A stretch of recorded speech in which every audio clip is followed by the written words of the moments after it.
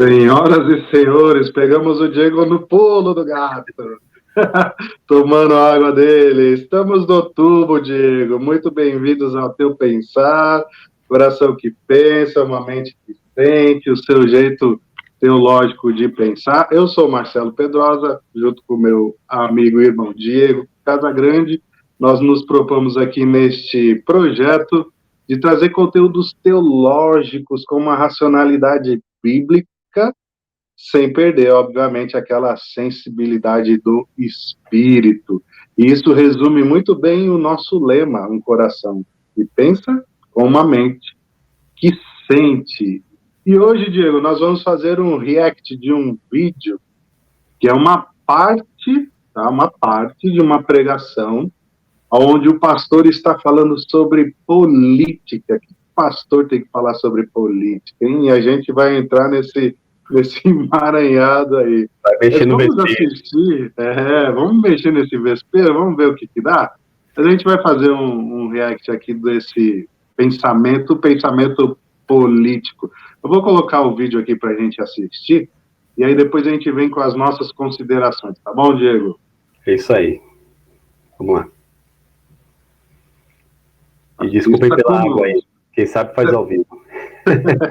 Aqui o negócio é ao vivo, não tem churumela. Vamos lá, vou colocar o vídeo aqui. Você que está nos ouvindo pelo Spotify vai ouvir o áudio. Quem estiver assistindo vai conseguir ver o pastor. Deixa eu falar quem é o pastor. O pastor é o Lucas Zubi, da PIB de Curitiba. Ele foi um site, na verdade, uma página do Facebook chamada Igreja Sem Partido. Deixa eu já dar uma palavra aqui introdutória antes, que é importante. Nós não temos ligação nenhuma com essa página, não apoiamos nem desapoiamos ela, nem curtimos nem descurtimos. É uma página que a gente encontrou aí no Facebook, apareceu ali junto com a página do Teu Pensar, e a gente viu esse vídeo e nos chamou a atenção, tá bom? Muito bom. Vamos assistir. E talvez o deserto que você tem que escolher é o deserto da política. Que em momentos como o nosso, que estamos vivendo hoje, de polarização, tem mais afastado do que aproximado os irmãos. Dividido famílias, igrejas. Eu não estou dizendo que tem que ser todo mundo de um jeito ou de outro. Eu não estou aqui defendendo o partido A, B ou C. O que eu estou dizendo para você é talvez você está precisando ir para um deserto para não perder a paz. Ir para um deserto para não ser um militante, seja de qualquer causa, de qualquer partido, de qualquer pessoa. Ai, pastor, mas bem agora, e se der errado? Meu irmão, você acha que Deus já perdeu o controle de alguma coisa, meu irmão? E você acha que você que vai garantir? Ou a última bolacha do pacote? Você está se achando. Menos, meu irmão. É verdade. Mas sabe qual é o problema? Talvez, em meio a tantas dificuldades hoje nessa área, o que Deus está falando para você hoje é: sai fora. Para de militar, postar, defender, brigar, se estranhar e causar divisão no meio do corpo de Cristo. E o que eu tenho mais visto nas últimas eleições, não só nessa, são crentes dando lugar ao ímpeto e fazendo coisas que até Deus duvida. Tudo aquilo que nos divide, que nos afasta, e as brigas e desavenças não são obras do Espírito. E tal. Muito bem. É isso aí, Diego. O homem falou, hein? Palavra bem pastoral mesmo, bem equilibrada. Mas vamos discutir, né? Os pontos aí que ele abordou, ver onde a gente concorda, onde a gente discorda. Tentar também amplificar um pouquinho o pensamento dele aqui, né? Será que ele é de direita ou de esquerda? Pois é. Não é essa a discussão, né? Eu acho que seria muito simplista da nossa parte a gente querer entrar nessa discussão, direita ou esquerda. Eu acho que é minimizar muito a questão do pensamento humano, político, teológico, acho que vai muito mais profundo do que isso, né, Diego? Exato, a gente tem que sempre abordar essas questões do nosso cotidiano, e a política é um desses assuntos, sempre com pano de fundo bíblico, né? Mas quando a gente inverte, quando a gente coloca a ideologia, o direito e a esquerda como pano de fundo da Bíblia, a gente reduz a Bíblia. Eu acho que essa é a grande questão, e é isso que esse pastor tentou trazer um pouquinho nessa fala, né? E aí ele tocou em alguns pontos aí importantes, né, Marcelo? Que eu gostaria de desenvolver aqui com você, essa questão do deserto mesmo que ele fala, né? O que será que ele quis abordar com essa questão do deserto? Então, esse deserto, ele trouxe a ideia de que o crente, nesses momentos de decisões ou de polarização que existe hoje no Brasil, ele está propondo que a gente vá para o deserto. Eu acho que a gente precisa pensar em duas coisas aqui. A primeira é, todo mundo precisa ir para esse deserto e qual a extensão desse deserto, né? Até que ponto esse deserto aí ele é tão fundamental assim. Acho que vai muito da maturidade espiritual da pessoa de entender o momento político do país e qual o papel dela e qual é a parte do deserto que ela precisa ir. Será que é a parte do deserto lá no profundo, mesmo onde você não escuta nada, absolutamente nada, não consegue ver a civilização mais? Ou é um deserto ali intermediário, onde você consegue ouvir, ponderar e ver o que está se passando, né? Eu acho que tem um limite aí desse ponto. É muito perigoso você se enclausurar, se alienar. Eu acho que o ponto é esse, né?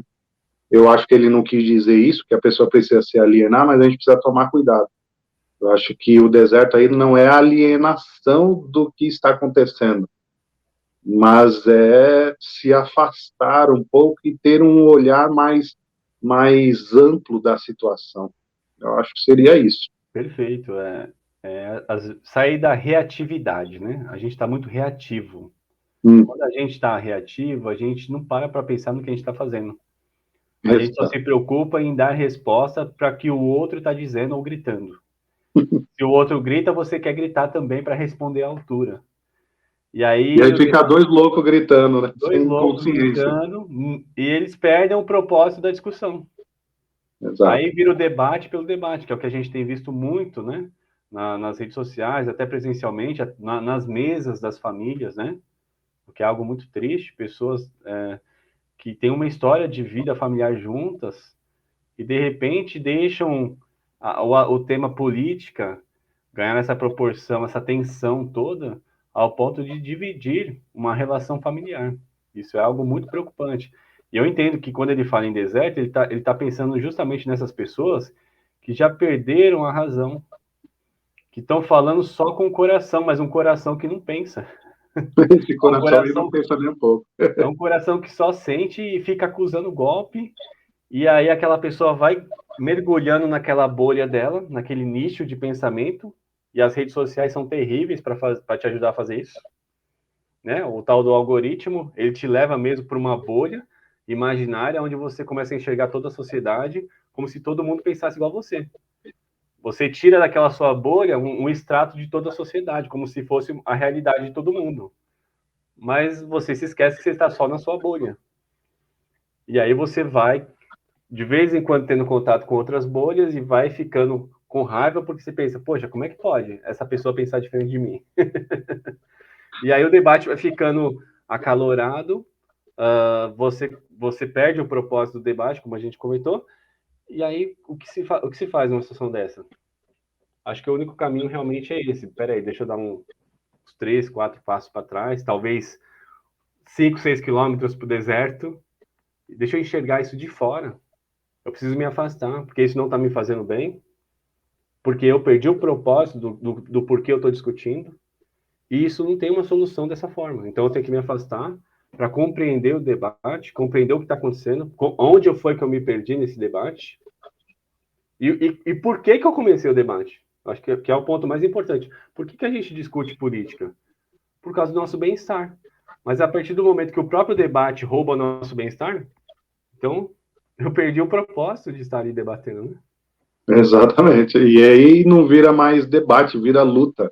E a gente coloca uma tapadeira nos nossos olhos, né, onde a gente só enxerga aquilo que a gente quer enxergar. E aí vem aquelas discussões, mas é o PT, mas o outro faz a arminha.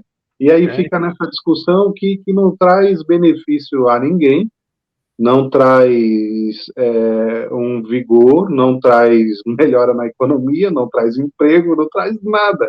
Só vai te trazer úlcera, vai te trazer dor de estômago, dor de cabeça, você vai ficar atordoado e acaba que você corre o risco até mesmo de, se você pensa dessa maneira, eu vou orar por isso.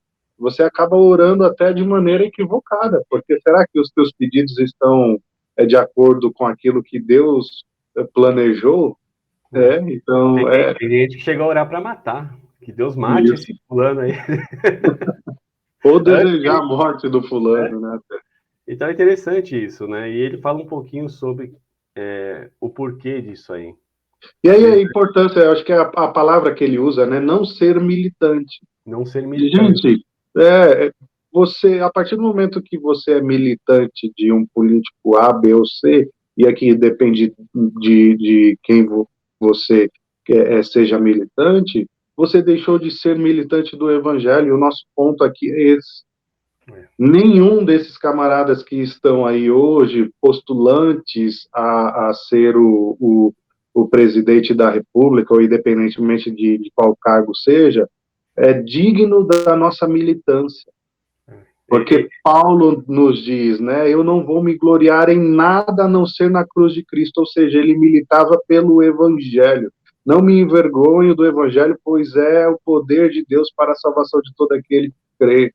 O evangelho é a nossa militância.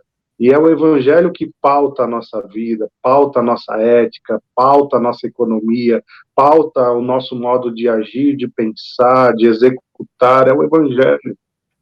E até o nosso modo de perdoar aqueles que a gente acha que não cumprem os princípios cristãos, né? Exato. E aí a gente minimiza o evangelho nos colocando a dispor da militância de pessoas que não temem a Deus, pseudamente falam que temem a Deus, mas a gente sabe que não é verdade pelas suas práticas, e a gente se coloca a dispor dessas pessoas esperando uma salvação deles que nunca vai vir. Nunca vai vir. E é uma questão escatológica, né, Diego? Eu não quero ser o profeta do Apocalipse aqui, mas até que ponto o mundo está caminhando para uma melhora? Escatologicamente, não é assim que a gente enxerga nas Escrituras. O pastor até aborda aí a questão da soberania de Deus, né? Quando ele fala que Deus sempre esteve no controle. É isso que eu acho que deve ser o nosso maior refrigério. Isso. Quando a gente entra nessa onda de aflição política, onde um grupo fala que se o outro ganhar, acabou o Brasil, e vice-versa, e a gente se deixa levar por esse emocional corrompido da sociedade, e a gente fica ansioso ou ansiosa pensando que o que vai ser do país após as eleições, isso vai nos roubando a paz, e a gente se esquece que Deus está lá no trono. Que existe um Senhor sobre a história, né? Perfeito, ele continua lá do mesmo jeito. Ele não dormiu, não cochilou, ele não perdeu a mão. Pô, espera aí. O anjo não me acordou na hora que tinha que acordar, o fulano ganhou lá, tá vendo? Agora eu vou ter que corrigir isso aí. Não, se eu tivesse entregue mais 10 santinhos, o fulano tinha ganhado e não tinha acontecido isso. Pois é, eu não intercedi ali na hora certa, agora eu perdi a eleição. Deus não perdeu a eleição, Deus não perde a eleição. Né? Deus perdeu a eleição. O cargo de Deus não passa por eleição.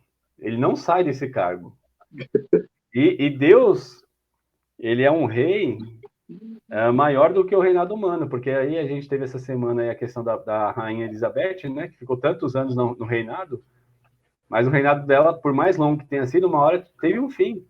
Mas o reinado de Deus não tem fim, ele é eterno, ele é para sempre. Então a gente tem que compreender isso e deixar que isso seja um refrigério para nossas almas. Nesses dias de turbulência, de aflições, pré-eleições, a gente não pode deixar que isso roube nossa paz interior, primeiramente, e que isso nos divida, né? De pessoas que a gente gosta e cuja relação abrange muito mais do que questões políticas. Porque, no fim das contas, no fim do dia, quem vai mudar a tua vida de fato é o teu tio, que você não gosta dele porque ele gosta do candidato A ou B, é a tua esposa que não te acompanha na tua opinião política. Então não adianta você querer brigar com pessoas que de fato vão mudar a tua vida na prática, no dia a dia. Por causa de homens que estão lá, que indiretamente vão influenciar, sim, mas é loucura você se preocupar com o macro e negligenciar o micro da tua vida, que é onde você toca, é onde realmente você pode fazer a diferença, né? E aí, Marcelo, caminhando aqui para a gente ampliar ainda mais o debate, seria interessante a gente dividir, então, essa posição, como se relacionar com a política, então, né? Tudo bem, uma vez que eu fui para o deserto, esfriei minha cabeça, saí desse debate acalorado. Tá, mas, como você bem colocou no começo da tua fala, a gente não deve ser um ermitão, isolado da sociedade, porque Jesus chamou a gente para ser sal e luz. Não tem como você ser um sal fora da panela. O sal no saleiro não serve para nada, então tem que voltar para a panela. Só que como que a gente volta? Qual é a postura adequada? A gente pode pensar de duas formas. Primeiro, tem a posição, o papel da igreja, e tem o papel do cristão. Enquanto igreja, Marcelo, qual é a posição mais adequada para a nossa igreja local assumir em tempos de eleição? A nossa postura enquanto igreja e instituição é militar pelo evangelho, é colocar o evangelho, levantar a bandeira do evangelho. Quando você levanta a bandeira do evangelho, você coloca uma cerca ao redor da igreja, aonde algumas questões não adentram. Por exemplo, no púlpito, a centralidade do púlpito vai ser a palavra de Deus. Porque quem fala ali é Deus, não é um candidato A, B ou C. Então, quem tem livre acesso ao coração e ao pensamento dos membros da igreja é o Espírito Santo de Deus mediante a palavra. A única ideologia que tem a honra e a primazia ali é a palavra, é o evangelho, que é o poder de Deus para transformar as vidas. Então, a igreja ela tem o papel de ser, eu uso muito a ilustração de ser duas ilustrações, uma âncora, que te deixa seguro ali, alicerçado, mesmo em meio a turbulências, a ondas, a maremoto, seja lá o que for, um navio bem ancorado, ele não sucumbe, e também um farol, onde, nas mesmas circunstâncias de adversidade, de longe você consegue enxergar aquele porto seguro. A igreja precisa ser isso. A igreja não precisa é como se a igreja, sendo militante política para A ou para B, ela reduz demais, ela se apequena na sua essência e na sua verdadeira tarefa. Ela perde o poder. Ser isso que você, ela perde a graça, né? Perde a simpatia, perde o seu poder perante a sociedade de ser autônoma, de ser separada do Estado, de ser uma voz autônoma, alguém que vai falar uma palavra profética de verdade. Olha, você está errado, e poder apontar o dedo para A ou para B ou para C. Imagina um profeta no Antigo Testamento, ele de rabo preso com um rei déspota. Qual seria a voz de autoridade desse profeta perante o povo? Imagina o profeta Natan se ele tivesse feito militância para o Davi. Como ele chegaria depois para entregar a profecia? Exato. Como que ele ia falar para Davi o que ele falou para Davi? Né? Então, o Elias, né? Elias também, perante Acabe e Jezabel. Como que ele iria dar uma palavra de repreensão? A igreja está aqui para ser essa voz, e essa voz autônoma que não pende para A ou para B, porque ela está para cima disso tudo. Muito bom. E você, enquanto indivíduo, você faz parte desse corpo. Esse corpo só existe porque existe você enquanto indivíduo. E você, enquanto indivíduo, eu enxergo duas tarefas, pelo menos, para o cristão em relação à política, Diego. A primeira é se submeter às leis e às autoridades, ao nosso papel cívico, de fazer parte. Então, por isso que esse deserto precisa ter um limite, mas eu, como sal, eu preciso voltar para a panela, como você usou de ilustração.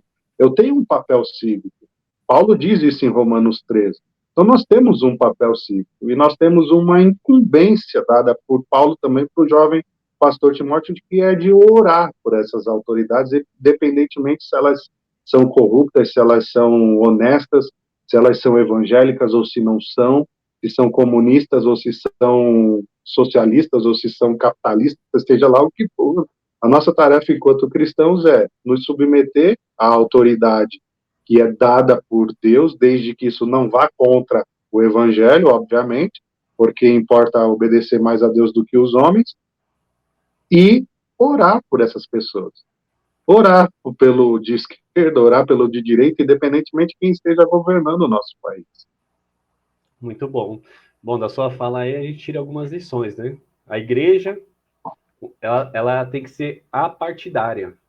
Apartidária. Ela não pode se vincular a um partido político, porque isso vai reduzir ela em sua missão. Nós enquanto igreja, temos uma missão, e essa missão, ela abrange pessoas dos mais diversos nichos.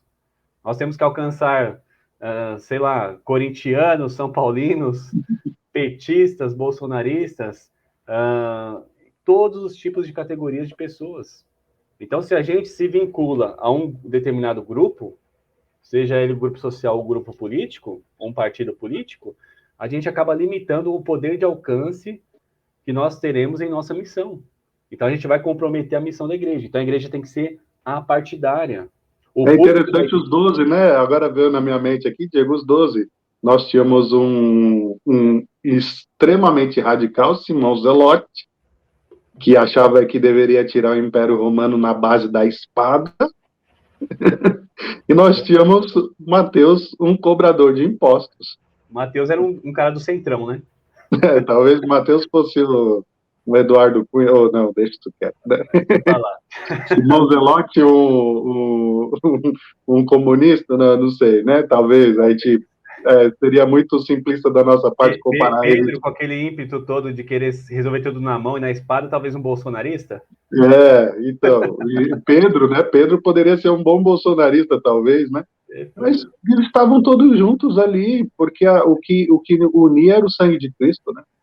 A missão que Jesus deu para eles se sobrepunha às diferenças sociais que eles tinham, né? Isso As ideologias políticas que eles tinham, né? A missão era muito maior. Isso, e assim, era maior aqui na Terra e atingia uma transcendência que nenhuma militância terrena que um partido possa te oferecer vai te dar. Por mais que o seu candidato ganhe a eleição o resto da tua vida, um dia sua vida vai acabar e você vai se deparar com o reino de Deus. E vai ser eterno. Então não adianta a gente querer brigar para que nosso candidato esteja sempre no poder e brigar de forma como se disso dependesse nossa eternidade, porque não depende, né? Então vamos lá. Então a igreja, ela é apartidária. O púlpito da igreja não pode ser um palanque, né? Isso é bem interessante. E a gente tem que, enquanto igreja, dar essa consciência para os irmãos na fé, para que o voto não seja um voto de cabresto, porque a igreja não pode ser um curral eleitoral. Eu vejo isso muito em época de campanha. O candidato A, que é o voto dos evangélicos de uma determinada igreja, ele vai lá, negocia com o pastor praticamente vende a igreja de porteira fechada para esse candidato. E fica lá martelando na cabeça dos irmãos, vota nele, ele é o meu candidato. Ele é o candidato da nossa igreja. Isso é curral eleitoral, isso é voto de cabresto. Esse não é o papel do líder espiritual e não é o papel do cristão. Nós temos que trabalhar com inteligência, com sabedoria. Nós temos que deixar o Espírito Santo nos trazer uma razão. A nossa fé é racional. A gente não faz as coisas porque o pastor mandou. A gente faz as coisas porque está de acordo com os valores e princípios da palavra de Deus. A igreja deve pregar valores e princípios. Quando você prega a verdade para as pessoas e ensina, explica de acordo com a palavra de Deus, elas mesmas vão identificar a falsidade. Você não precisa ficar falando o nome de candidato, ó, vota nesse porque esse tem os nossos valores. Não, você ensinou os valores, você tem que confiar no teu ensino. E Ela já deixar o está apta para espírito, escolher por si mesma. Ela está deixar apta. o espírito atuar, né? Perfeito, então esse é o papel da igreja, né? Agora, em relação ao individual, é isso que você falou, né? A gente tem essa liberdade de expressão, liberdade de consciência numa democracia, mas nós devemos entender que nós, enquanto indivíduos, pertencemos a uma coletividade, a uma comunidade de fé. De certa forma, nós continuamos representando a igreja no nosso individual e que nós um dia prestaremos contas de tudo que nós fizemos aqui na Terra. Porque o nosso governo aqui no Brasil pode ser democrático, mas o governo celestial é monarquia. Lá, E o nosso rei é justo. o nosso rei é justo. A nossa liberdade de consciência, a nossa liberdade de expressão para Deus não quer dizer nada se nós formos contra a palavra dele. Se nós formos contra os decretos dele. Então, tem até um versículo lá em Romanos 14, 22, que diz assim, ó, você tem o direito às suas convicções, mas guarde isso entre você e Deus. Felizes são aqueles que não se sentem culpados por fazer algo que consideram correto. Então, que aquilo que você considere correto não te condene lá na ponta, lá no fim do dia da eternidade. Pense muito nisso. Você tem sua liberdade de expressão, de consciência, a democracia nos lança para nós mesmos, né? Você pode ser o que você quiser, você pode escolher o que você quiser, e aí você vai se enchendo e vai achando realmente que você tem toda essa autonomia. Mas enquanto cristão, você tem que entender que você não tem toda essa autonomia que a democracia diz que você tem. Porque lá, sobre essa democracia, existe uma monarquia. E é a essa monarquia que um dia nós prestaremos conta. Então nós temos que ter essa consciência. Os valores e os princípios que eu tenho buscado nos candidatos são os da monarquia ou são aqueles que a democracia deixou que eu pensasse que é o correto? É algo a se pensar, né, Marcelo? É isso aí, Diego. Então, gente, é isso. Espero que vocês tenham aproveitado e com a racionalidade bíblica, um coração que pensa, uma mente que sente, possam entender o fato de que isso daqui é só a cereja do bolo. Existe uma eternidade para viver. E na eternidade não haverá uma democracia. Na eternidade viveremos ao lado de um rei eterno, um rei justo, um rei que nos resgatou e fez questão que fizéssemos parte do reino dele. Ele pregado na cruz, ao lado do ladrão, ele disse, olha, hoje ainda estarás comigo lá no meu reino, lá no paraíso. Que esperança maravilhosa, né, Diego? E a gente poder saber que existe vida depois das eleições brasileiras, independentemente de quem ganhar. E eu queria deixar até uma palavra desse sentido, porque com certeza uma boa parte da população, e isso abrange a igreja, uma boa parte vai ficar decepcionada com as eleições. Isso é fato. A metade, pelo menos, né? Pelo que seja parece. quem ganhe. Então, que você, se o seu candidato ganhar, não esfregue isso na cara do seu irmão que apoiava o candidato adversário, mas seja uma ferramenta de consolo na vida dele. Explique para ele por que você votou nesse cara, por que você acha que ele era o melhor. E se ele não concordar, fala assim para ele, assim, quais são os medos que você tem em relação a esse candidato? Vamos orar sobre isso, para que Deus te dê paz. Vamos orar, vamos lembrar da soberania de Deus. Vem cá, vamos.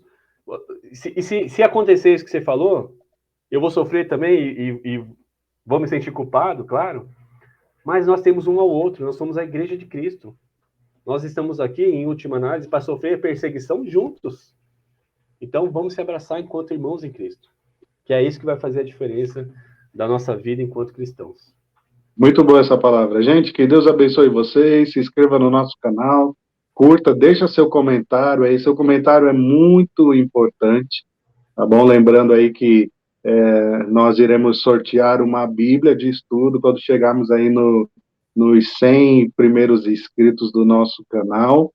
E aqueles que estão comentando aí nos vídeos é quem a gente vai colocar nesse sorteio, né, Diego? Isso, Que Deus abençoe vocês. dá um like aí, pessoal, pelo amor de Deus, ajuda a gente aí, não custa nada. É isso aí, Deus abençoe. Um abraço. Tchau, Diego. Um abraço, até mais, Marcelo. Fiquem com Deus.